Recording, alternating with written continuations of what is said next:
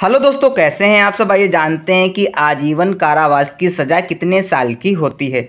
आज की इस वीडियो में इसी बारे में जानेंगे, क्योंकि कई बार देखने को मिलता है कि लोगों के दिमाग में कन्फ्यूजन रहता है कि आजीवन कारावास 14 साल का होता है या 20 साल का रहता है। तो कई बार ऐसा देखने को मिलता है कि लोगों के दिमाग में ये मतभेद रहता है। तो आज की इस वीडियो में इसी बारे में कम्प्लीटली जानेंगे। तो चलिए फटाफट वीडियो शुरू करते हैं। मेरा नाम है राहुल सिंह और आप देख रहे हैं एडो हेल्प अस। दोस्तों, आजीवन कारावास यानी उम्र कैद की सजा गंभीर अपराधों के लिए दी जाती है। भारतीय दंड संहिता यानी आईपीसी 1860 में अपराधों के दंड के विषय में विस्तार से बताया गया है। भारतीय दंड संहिता की धारा 53 में बताया गया है कि दंड कितने प्रकार के होते हैं। दोस्तों, भारतीय दंड संहिता कुल 5 तरह के दंड का प्रावधान करती है। तो आइए जानते हैं। पहला मृत्युदंड, दूसरा आजीवन कारावास, तीसरा कारावास। यह कारावास 2 प्रकार का है। पहला सश्रम कारावास और दूसरा सादा कारावास यानी किसी श्रम के बिना।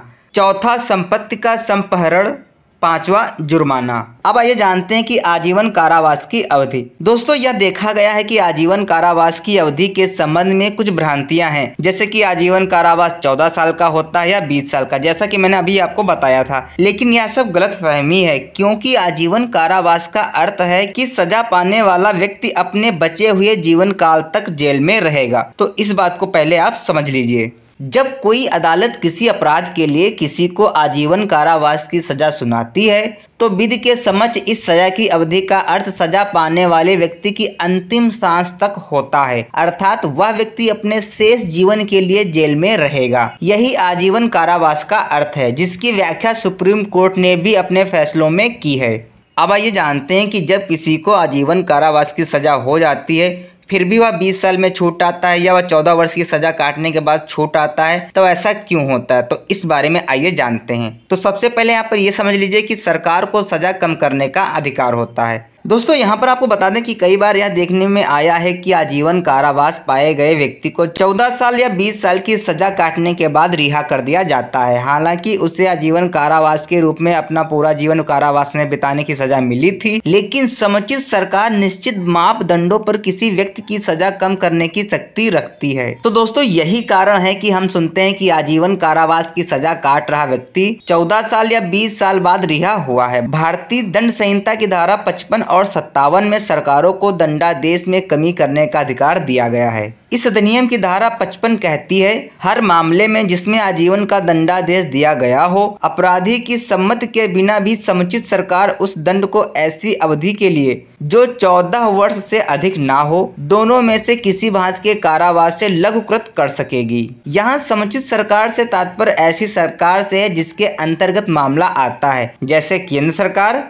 या राज्य सरकार। इसी प्रकार भारतीय दंड संहिता की धारा 57 किसी प्रयोजन हेतु आजीवन कारावास की गणना के संबंध में है। धारा 57 कहती है, दंडाविधियों की भिन्नों की गणना करने में आजीवन कारावास को 20 वर्ष के कारावास के तुल्य गिना जाएगा। इसका अर्थ यह है कि कभी किसी प्रयोजन हेतु आजीवन कारावास की गणना करने की आवश्यकता होगी तो उसे 20 वर्ष के समान माना जाएगा। अब यहाँ पर एक बात का ध्यान रखिएगा कि इसका यह अर्थ बिल्कुल नहीं है कि आजीवन कारावास 20 साल का होता है, बल्कि यदि कोई गणना करनी हो तो आजीवन कारावास को 20 साल के बराबर माना जाएगा। अब आइए जानते हैं कि गणना करने की स्थिति कब उत्पन्न होती है। तो गणना करने की आवश्यकता उस स्थिति में होती है जबकि किसी को दोहरी सजा हुई हो या किसी को जुर्माना न भरने की स्थिति में अतिरिक्त समय के लिए कारावास में रखा जाता है। दोस्तों, सरकार कर सकती है सजा में कमी, यह है प्रावधान। आपको बता दें कि दंड प्रक्रिया संहिता 1973 यानी सीआरपीसी की धारा 433 में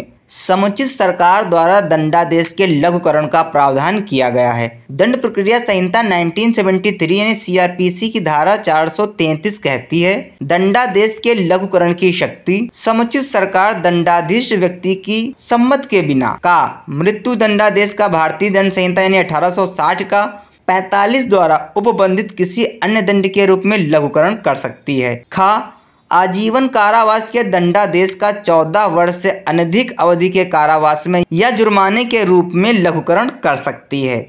कठिन कारावास के दंडादेश का किसी ऐसी अवधि के सादा कारावास में जिसके लिए वह व्यक्ति दंडाधिष्ट किया जा सकता है या जुर्माने के रूप में लघुकरण कर सकती है।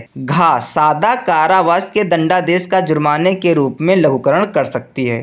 दोस्तों, उक्त प्रावधानों के तहत जो मैंने आपको बताए हैं, सरकार को सजा का लघुकरण करने की शक्ति प्राप्त है। यहाँ पर अच्छे आचरण के आधार पर आजीवन कारावास की सजा पाने वाले कई ऐसे लोगों को कई साल की सजा के बाद सरकार उनकी सजा का लघुकरण करते हुए उन्हें रिहा करती है। सो आई होप दोस्तों आपको ये वीडियो पसंद आई होगी। अगर आपको कोई सवाल है तो आप हमें नीचे कमेंट बॉक्स में बता सकते हैं और मिलते हैं नेक्स्ट वीडियो में। तब तक के लिए जय हिंद, जय भारत।